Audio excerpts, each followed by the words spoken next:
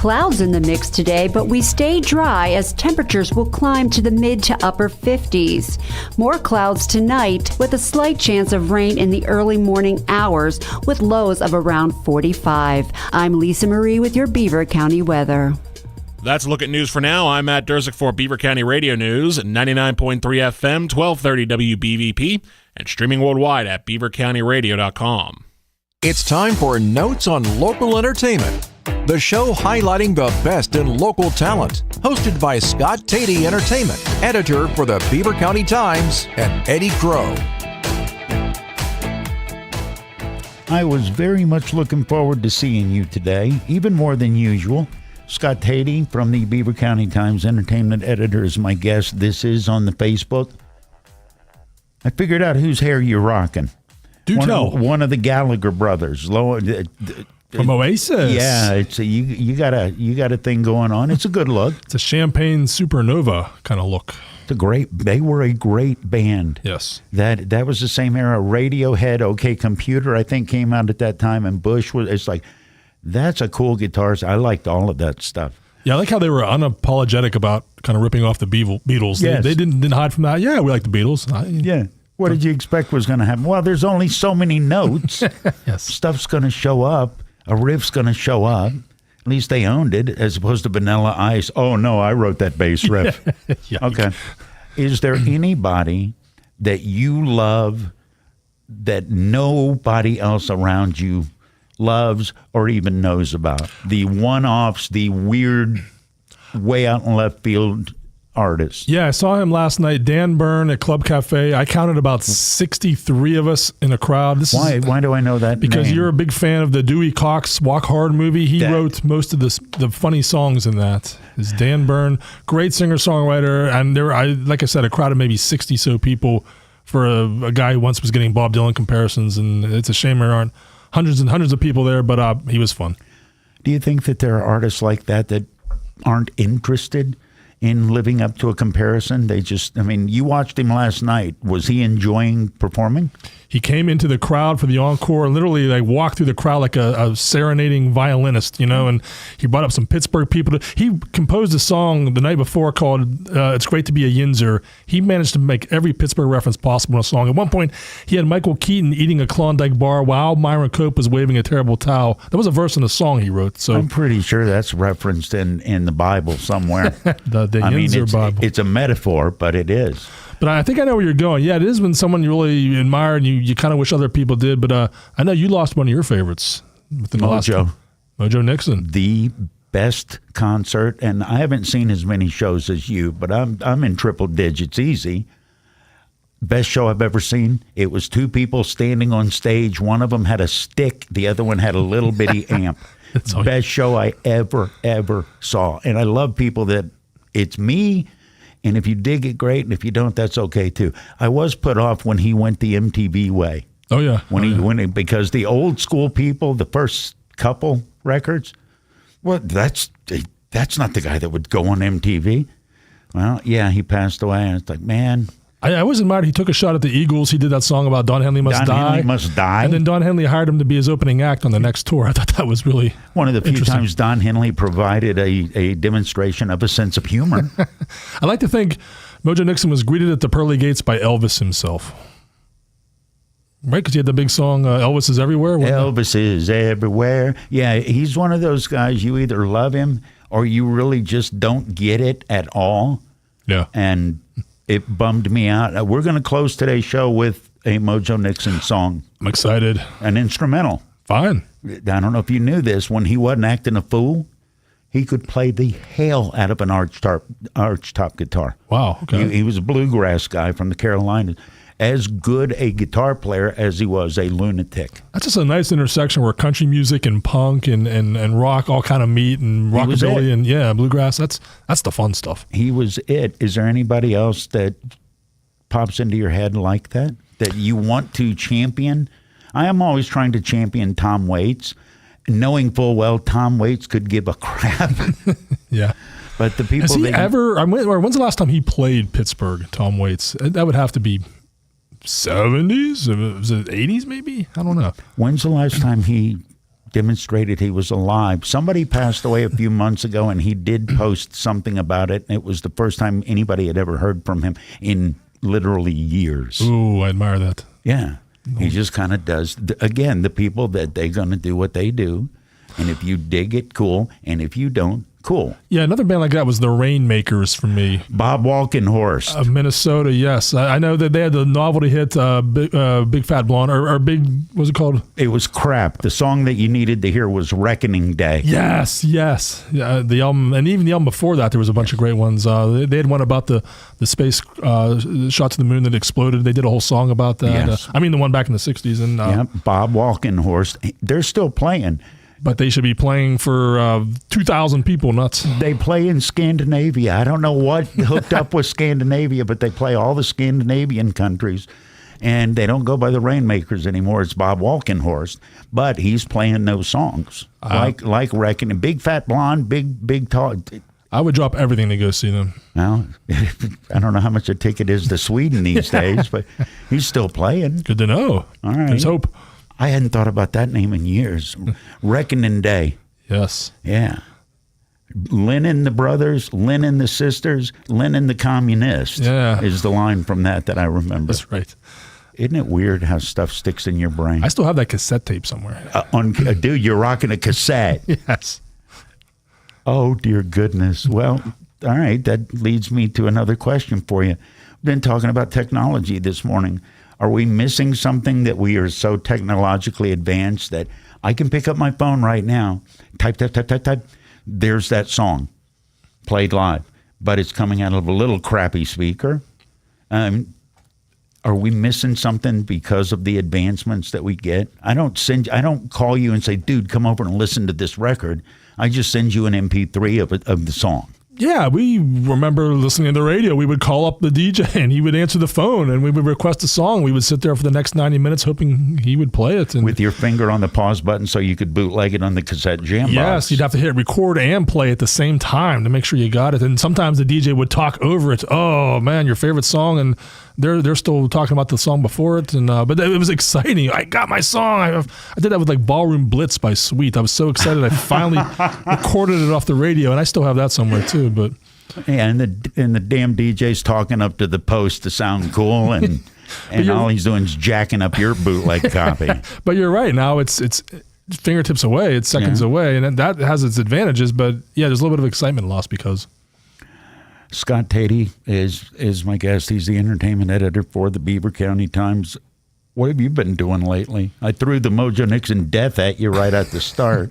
Well, there was the Madonna show Monday. I got home at 1 a.m. from that, and not to be old man screaming at cloud, but I prefer to not be still in an arena concert at 12:20 a.m. But were you there that long because she was still playing, or were you there that what? Yeah. Can you complain? It's like Springsteen. It's going to be, it's going to be a 4 or 5. How long did she play? She went on at 10:09, and I knew ahead of time. 10:09. Yeah. Isn't she 1,000? Why is she going 65, on that way? But God bless her. She mentioned Al Equipa twice, and that was I needed a good lead on my story, and I stuck my fist in the air triumphantly, like Judd Nelson walking across the football field at the end of Breakfast Club. I was so excited. Madonna mentions Al Equipa. She talked about her father who grew up there before he moved to Michigan to work in the auto factory. She talked about coming back in summers, spending her summers in Al Equipa, fixing up their farmhouse. I believe it's in Center Township, but she was saying Al Equipa. And, all roads lead to Beaver County, let's face it.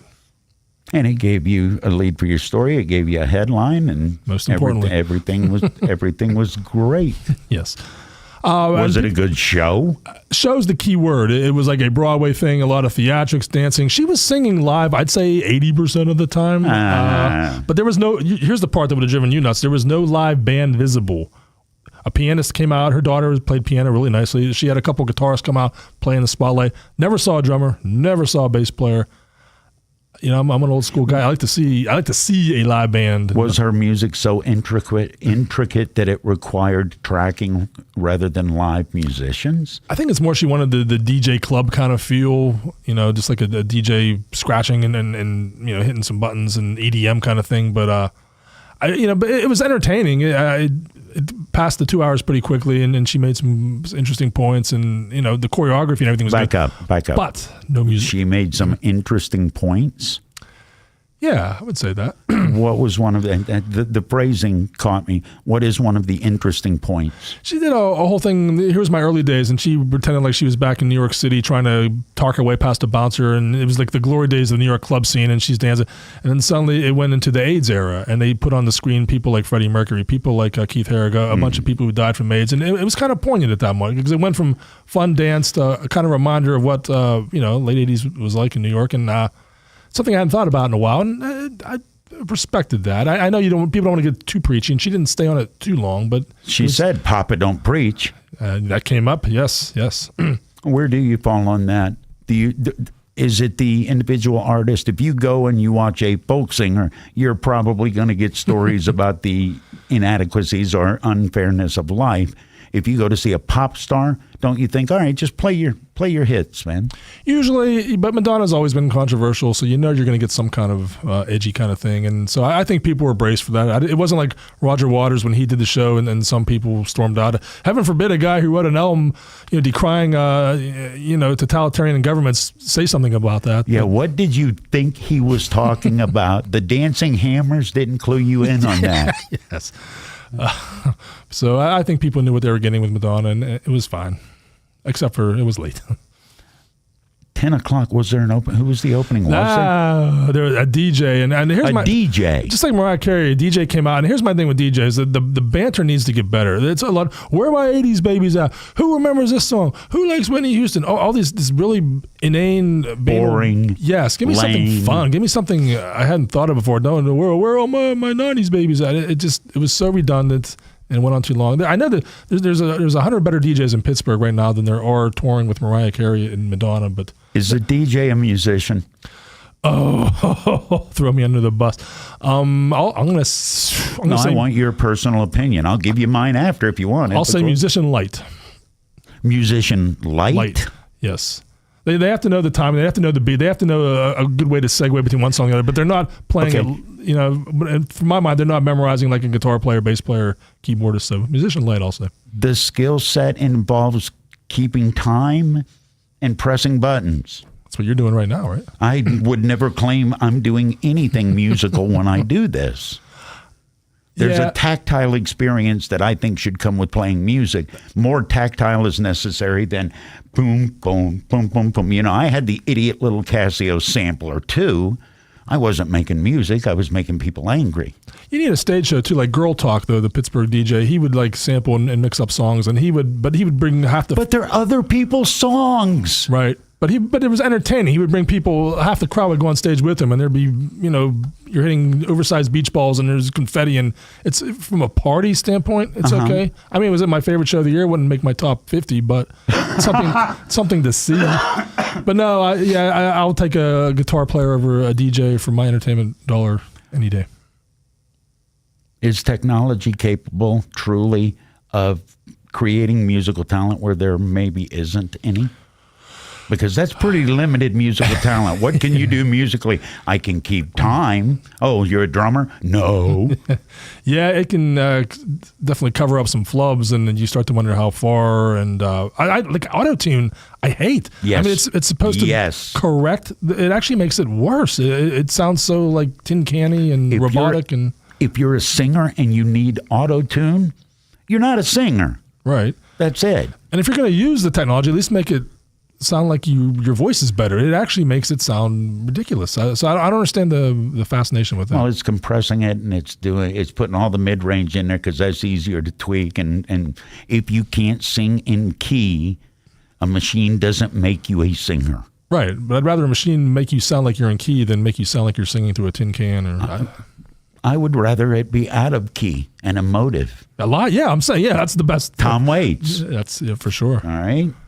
What should I have asked you that I didn't ask you? I want to make sure I save time for the Mojo Nixon Have you seen all tribute. the Super Bowl commercials? No, I did see that there is a luxury box. I wanted to ask you this, if you want to go in with me.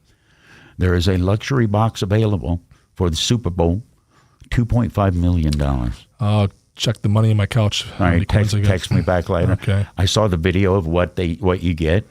There's a lot of lobster in there. I don't know if it's $2.5 million to intake the Super Bowl. It is Las Vegas. Yeah, all the commercials are disappointing me, except for the one with Lionel Messi. He has a pretty cute one. He's playing soccer on the beach, and who's he shilling for? I can't even remember. Soda? So it wasn't an effective commercial. I can't remember who he's for, but it was entertaining to watch Messi doing his thing on a Miami beach. So that was the only one I think is going to be good. Like the one with Jelly Roll, it just seems kind of silly where he doesn't remember getting tattoos on his face, and you've seen it once, and it's dreadful, and it's going to be done ad nauseum. I like the idea. Anytime I see somebody having a sense of humor about themselves, yeah, I do appreciate that. You're not excited because I thought they were bringing the Clydesdales back. Well, that's classic. Yeah, I'm okay with that. All right. And we get another Peyton Manning. He's not throwing Budweiser cans this time, but he's at a concert or something. That's got potential. Have you happened to look at the prop bets for this year? How long the national anthem is? The standard stuff? How many times they show Taylor? Heads or tails on the coin toss? Who gets shown first? Taylor Swift or Travis Kelce? Oh. You can bet on who comes out, whoever the stage act is. Usher. Well, there are other people involved in that too, right? Right. Ludacris and somebody else. You can bet on his first song. You can bet on who comes out to join him before the other one. Yeah. It's absolutely insane. Wardrobe malfunctions you can bet on? Let's hope there is one. I'm going to be in my robe watching it, so preemptive malfunction with that. Do you give a tinker's damn about the actual game? No, because I don't really hate either team. I'll root for Kansas City because I don't want the 49ers to get their 6th Super Bowl because that would tie the Steelers. Right. That's the only reason. I'm really ambivalent about Kansas City. I don't hate them. I don't like them. They're just kind of there. But the 49ers, I respect, but I don't want them to get that 6th. How about you? Have you ever been to Kansas City? Been to all the stadiums, yeah. Okay. No, I mean, just hanging out. Oh, no, the barbecue is righteous. But Andy Reid being the coach of that city is a perfect fit. Paris of the Midwest. Absolutely perfect fit. One of my dearest friends is a lifelong KC.